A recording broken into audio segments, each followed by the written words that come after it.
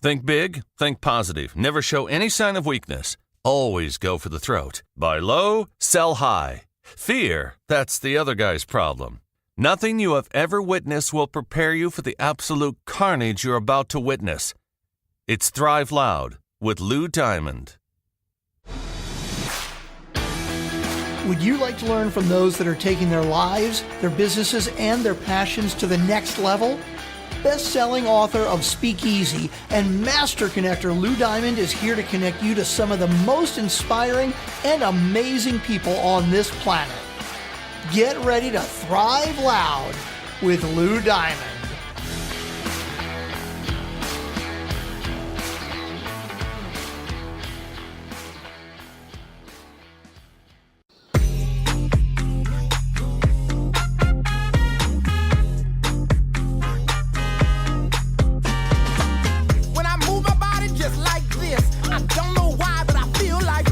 Welcome, everyone, to another amazing episode of Thrive Loud with Lou Diamond, connecting you to the most inspiring and amazing people that are thriving each and every day. I'm your host, Lou Diamond. Today on Thrive Loud, we have a communications catalyst. She helps people listen better so they can move more constructive conversations, so they can develop more productive relationships and be more engaged at work. By combining common sense, cognitive psychology, as well as humor and storytelling, she shows her clients how to use their stories to teach, motivate, and engage their staff, volunteers, and customers. Her humorous book, The Learned It in Queens Communications Playbook, Winning Against Digital Distraction, is truly awesome and is what will come up when you search for my book, Speakeasy, on Amazon. This is a true fact. Thrive Loud listeners, my queen sister from another mister, Julienne Ryan. Julienne, how are you today? I'm thrilled, and you can't get a better introduction than that. So thank you. It's delightful to be here and to see you live and in person. And you are listeners quite a presence. Well, listeners won't know because we would have edited that I stumbled on one thing, but it would have been fixed, and no one will have it's any all idea. Good. You gotta. That's where we come from. We both came from Queens, so you have to make it up as you go. A lot of times. We're going to dive right into this. So listeners need to know, for those who are not from the tri-state New York area, you know, there are the five boroughs. Technically, there's four in Staten Island. I think they've seceded from the Union or something like that. But there's Manhattan, Brooklyn, Queens, and the Bronx, and Staten Island. And Queens is it's got probably, I actually think it is the most ethnically diverse real estate in the entire country. And fact, it is the most complicated post office system in the entire country. It's the only place in the world. I have a very good friend who grew up on 163rd Road and 163rd Street. I mean, no one in the world could ever navigate anything like this. But with that mix and mash of different people, you have to have a little New York tough and New York smarts, which I'm sure you have, Julienne. So here's what I want to do. I want to bring this up to our listeners. I want to kind of help people understand how you got into the work that you do and how this particular message became so prominent within your work. Okay, so I can tell you a little bit of backstory about my book. And it started its life as a complaint, like everything does in Queens, about how we had mutated. We had turned into a heads down, living in a bubble species because our heads were always using these things and not looking at anybody. And I got to do a great keynote that got to make 500 people laugh. But what they didn't tell me when they invited me to do this keynote is I was going to be talking to 500 executives on a big stage. So the whole book is basically about embracing who you are and how you show up in person. So to own all of it. Now, how that informs my work going forward is I use storytelling to engage and get people to listen not only to themselves, but to each other so they can get out of their own way and have more productive conversations and have some fun in the meantime, because that's what it's all about. I love it. So if you could help me here understand, and specifically those, so what did you learn in Queens? What are some of the key things and tactics from the way that you've grown up or the way that you've had conversations throughout your life that have made it an impactful way on how to avoid all the digital distractions that we have? By the way, because everyone should be listening to this. Doesn't matter if you don't know what Queens is about. Understanding how we can be more focused and how somebody from Queens could put this together is actually going to be effective. So can we go that way? Yes. First of all, Queens taught me you're going to get stuck, you're going to get lost, and it's not going to make sense. I don't care if you're a native or if you're just visiting for the day. We're all confused. And so it's a big lesson in developing patience, a lot of patience. The other thing is because, like Lou said, everybody is from somewhere else. You have to develop some patience to realize there's a lot of nuances to our conversations. Now, the good news is when you show up in person, you can watch body languages and facial experiences. But when you have grown up in different cultures, words, gestures, body languages mean different things. So that was a huge lesson, because most of the people I grew up with were from someplace else or had just newly arrived into that borough. So there were a lot of mistakes and a lot of learn as you go. And one of our co-natives was Christopher Walken, who I found a YouTube video not too long ago, who talks about that very point, that his stilted style was not something that he contrived, it was because he had spent his life trying to understand what other people were trying to stay with him. So he became like my Rosetta Stone about, now I get it. Now I know why our speech patterns are the way they are in Queens.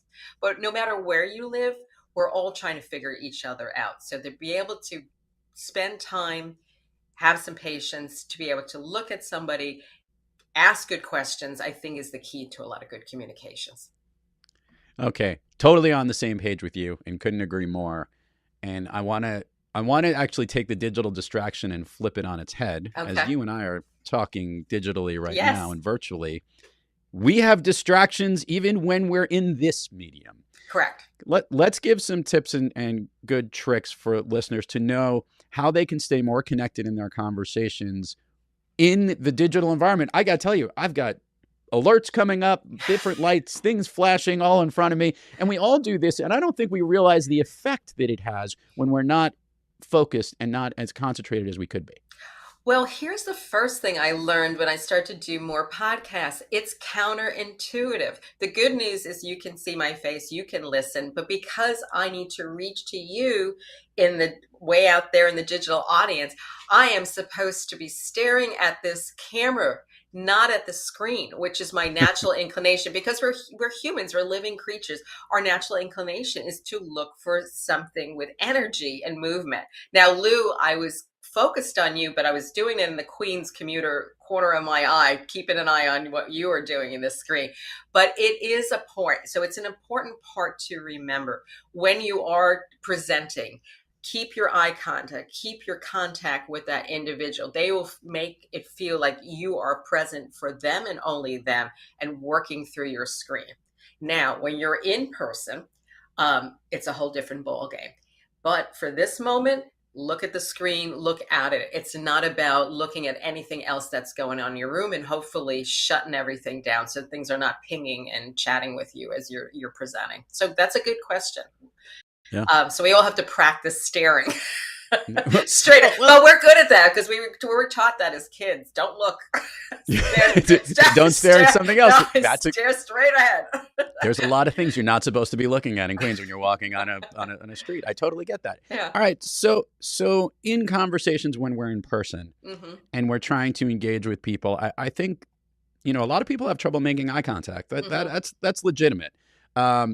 And in trying to make someone more engaged, the key is to keep them engaged.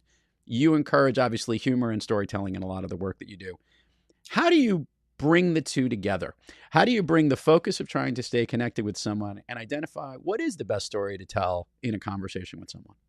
First, it starts with listening. And that's the beauty of the storytelling methodology that I use, the narrative methodology, because it's about waiting to hear more from the other person first about what's important to them. So it's asking good questions and deciding if the conversation deserves a story or it's the right thing to talk about at that time.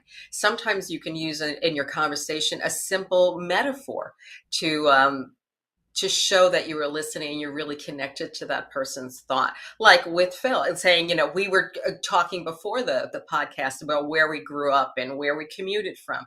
It's finding those analogies or metaphors. When we get into a confusing situation, we can say it's like a commute, Queens commute, like our subway is stuck and it's not moving anywhere. And Lou would totally get that. Or waiting for a bus, which never happened. Freezing outside in Queens growing up. So yeah, there's little analogies to say, I appreciate you. I've seen you. something you've shared resonated with me, and it reminds me of something. So it's about being vulnerable and showing a little bit of ourselves that's not packaged. And as Yeah. you can say, we're being totally authentic right now. Right. But, Being familiar in the moment, I think, is a very real thing. By the way, for the listeners who are doing their research on Lou, I was born in Brooklyn and grew up in Queens. I think that's an important yes, thing. and so was I. Yeah, and we crossed the border. So, let it be known. And for the record, and for the New Yorkers who are out there, I'm pretty sure in both Julienne and my entire lives, the BQE, which is the Brooklyn Queens Expressway, has never not been under construction. I want to make that clear. It's true. It's true. Who's ever got that contract has the biggest house, the biggest home, multiple homes anywhere you can be. Okay. When it comes to helping to teach others this methodology, you and I, we could speak and shoot the breeze really quickly and be able to adapt to it, which is something that a lot of New Yorkers have. And many people will interpret as actually speaking very quickly, which does happen. Helping people understand how they could take the best of your practices and incorporate it in there. What's the way that you go about helping to educate larger groups and staffs and teams so that they can use it in a way that doesn't necessarily relate to your Queen's logic, pun intended here, but more about how the best of skills here can be applied to them?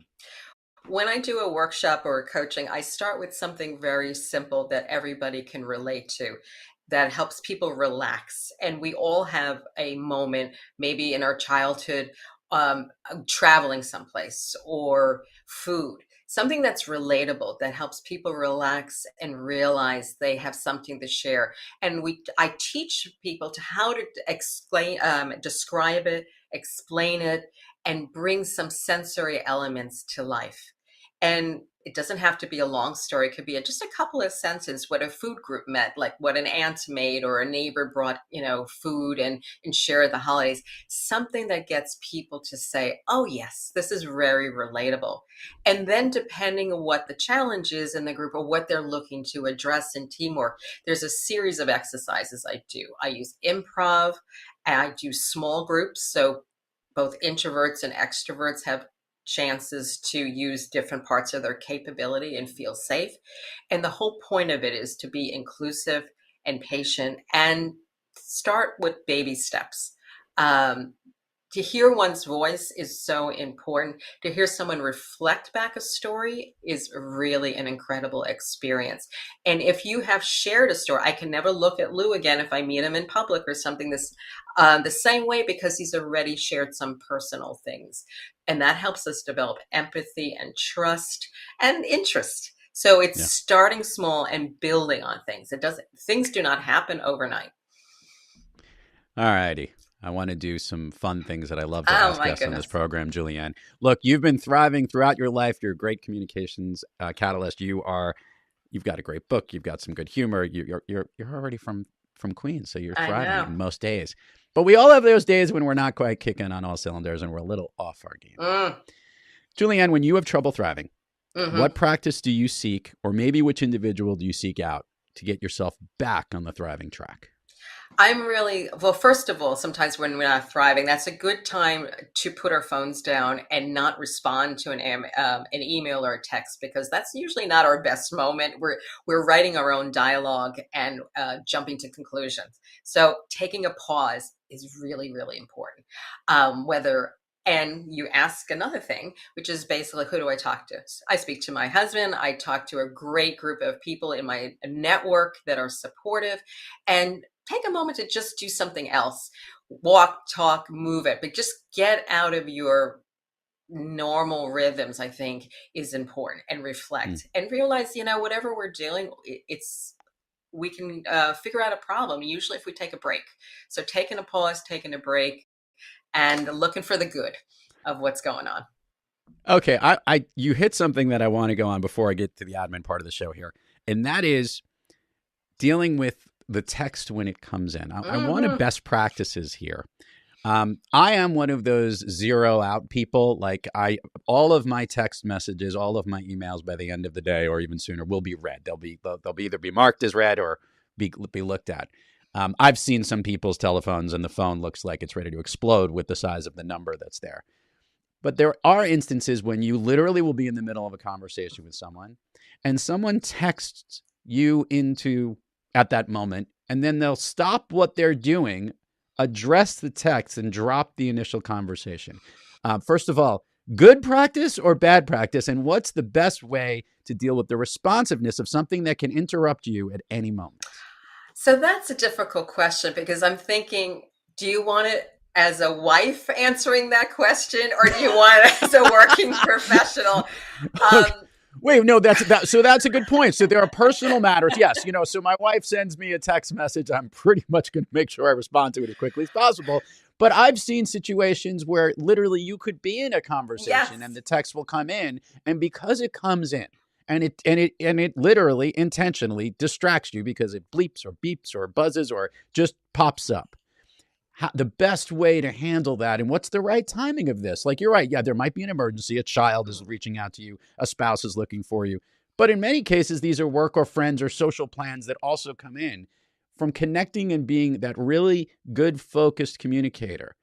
This device, to your point, is distracting us not on the way that we're even just distracting and going off on our own, but it's literally jumping out and getting our attention. How do we handle those messages? I'm asking you, the expert. I know. Well, the way I tell my husband when he's doing that is human. Human is in the room. The human comes first. And secondly, it's really a good thing if you know chances are there's a spouse that's going to be looking for you or hunting you down.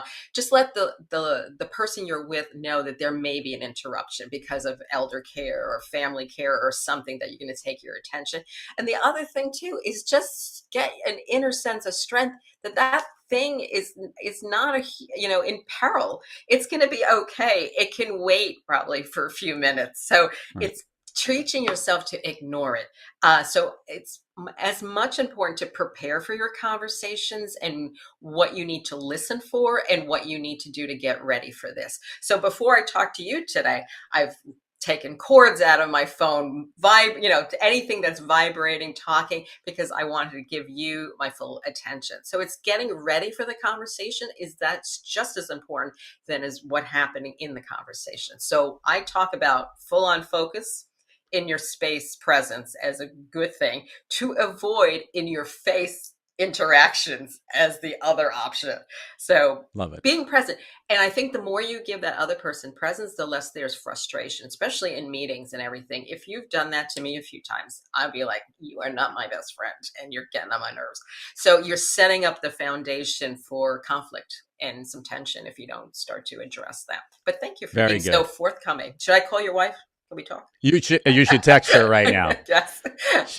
She'll jump in. And of course, the other, these distractions become, you can see it when you're on a virtual environment too, because many of our phones connect to our computers. Mm-hmm. The messages are coming in on our screens as well. And you'll see, as I'm going to look at the camera right now, like people will go like this. So they'll look up because the alerts come in. Yeah. But that's a great bit of advice. The human's in the room. The human takes precedence. I like that. And they've done some studies years ago, especially if it's emergency situations where I believe it was IBM, scientists were saying that people start to hear pings, and it's not because they're so used to that sound and being on their alert. They've trained their brain to monitor for it. But I think there's the phantom buzzing. I know this, men have more pockets than women. This has been true that men will put their phones in their pockets. The phones will vibrate, and even they'll get vibrating things feel like, and it's a ghost type of thing. And it's that type of reaction that our body's like feeling like it's a buzz. It's kind of crazy. You ready to go down Fun Street with me here, Julienne? Absolutely. I thought we were on Fun Street already. We were the whole time, but now so to clarify, we were on Fun Road, and in Queens logic here, we're now on Fun Street. As opposed to Fun Avenue, because God forbid you use another number or make it logical sense. We'll make sure we finish this up on the boulevard. And okay. Ironically, I write about that in my book, and when you read it, you're going to see it. We're like a test situation, because everything you're saying, I've written about. I do not doubt it whatsoever. It is on the list. Trust me. And I saw it's not. We'll show the promos for the links of the book and everything. If I can't get through this book, I can get through any book. Okay. First of all, can you share what you shared with me? Were your two all-time favorite movies? Oh my God. That was the hardest question. It wasn't the meaning of life. It was, what are your two favorite movies? Get ready. Sound of Music and My Cousin Vinny. Okay, now this is range. Okay, so So let's start off. Why do those movies connect with you? First of all, I watched Sound of Music when I was a 5-year-old. Like it was my favorite from the start. What I loved about it was so optimistic. The gal was really good at remaking her life and seeing possibilities in everybody around her, get people to sing, get the nuns to cooperate, overcome things. So I think that's one of the reasons it stays with me now. By the same token, you would not think this, but so does my cousin Vinny with, the two, Marissa Tomei and the Joe Pesci characters. They reinvent themselves in situations and just have great New York chutzpah and humor. And they take a poke at everybody and the irony, especially things that are going on. But the wit was brilliant and it was timeless. I mean, I remember being in the theater watching it the first time and people from everywhere were watching and just having a hilarious time. So I like clean, funny, inclusive humor that takes a poke at ourselves and saying, look at the crazy stuff that we get into. So that's one of the reasons I love it. It's a bunch of change in there. That's brilliant. Love it. All right, so we're going to do the speed round here, Julienne. I know you can handle it. This is the express train that we're going through. I'm going to ask you certain questions. I want the first response that comes to your mind. These are things that lift you up. They motivate you. They make you feel good. Basically, oh, my goodness. Okay. Okay, ready? Okay. All right. Of late, a song that you love to listen to or one that pumps you up.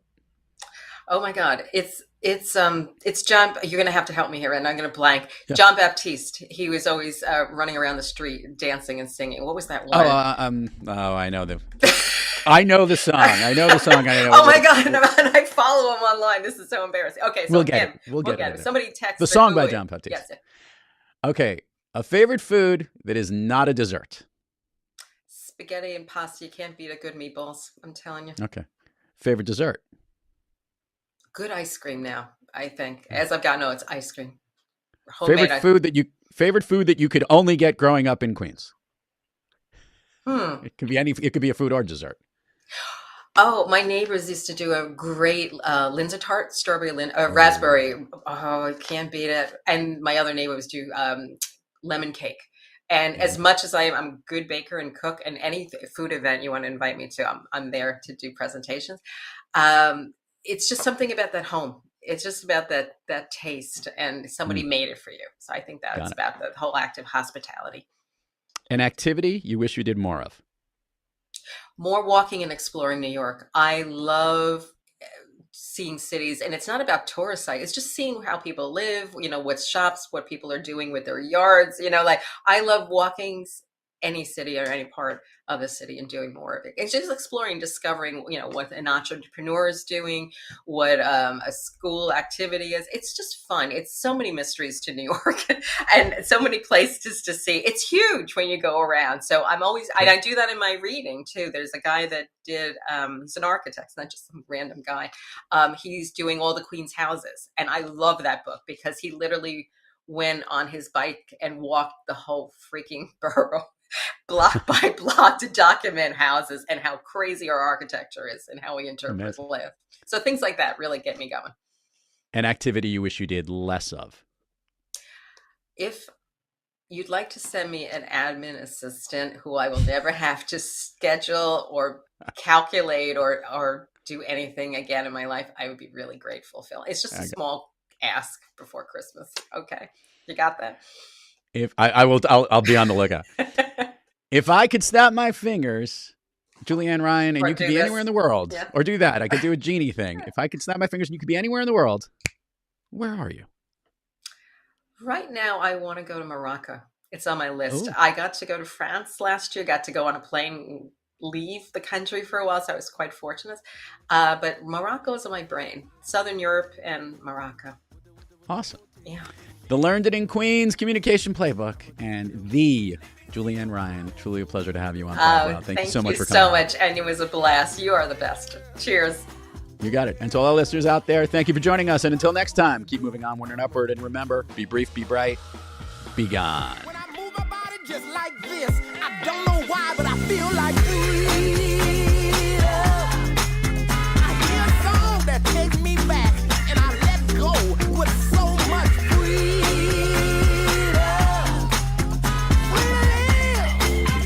I'm gonna get it, 'cause it's my freedom.